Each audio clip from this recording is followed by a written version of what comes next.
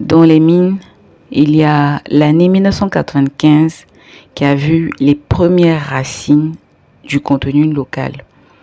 Si en 1964, on a pu voir naître notre premier code minier, les années d'expérience ont permis de révéler qu'il fallait améliorer énormément de points.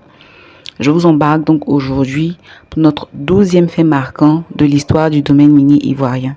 C'est maintenant qu'on décolle pour un voyage jusqu'au cœur des mines.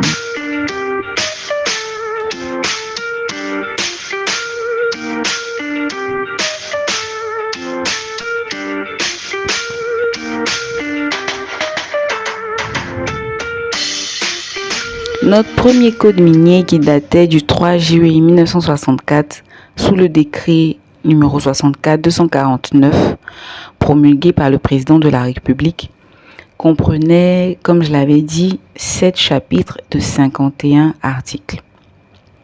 Après plusieurs décennies de fonctionnement, des lacunes, des manquements et certaines limites du code minier avaient été exposées. Il fallait y remédier. Après donc le départ de feu Félix Houphouët-Boigny, son ancien ministre des Finances, qui était feu Henri Konan Bédié, va être porté à la présidence du pays.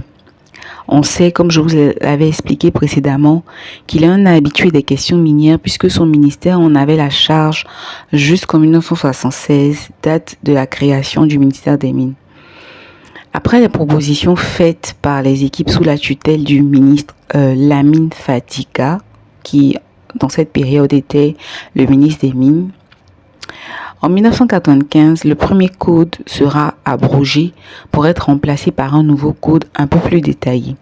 On verra ainsi la promulgation de la loi numéro 95-553 du 18 juillet 1995 portant code minier. Le décret numéro 96-634 du 9 août 1996 déterminera les modalités d'application. Dans ce nouveau code de 1995, on aura 119 articles qui seront repartis selon une nouvelle structuration en 13 titres. Parmi les innovations, il y aura des chapitres entiers pour la prise en compte de la sécurité et de l'hygiène au travail, de l'environnement. Il y aura également des articles sur la gestion des contraventions et des délits. On aura aussi un chapitre entier dédié à près d'une vingtaine de définitions pour un meilleur alignement entre les parties prenantes, ce qui était vraiment important. Et innovation de taille, le nouveau code minier de 1995 va poser les bases du contenu local. Comment? En encourageant la participation des privés nationaux au capital des sociétés minières et surtout en promouvant l'emploi local. Je vous remercie d'avoir pris le temps d'écouter ce podcast. Encore une fois, merci pour la force que vous me donnez. Continuez de vous abonner, de liker, de partager. Et je vous dis à demain pour un autre voyage au cœur des mines. D'ici là, happy day, happy mining.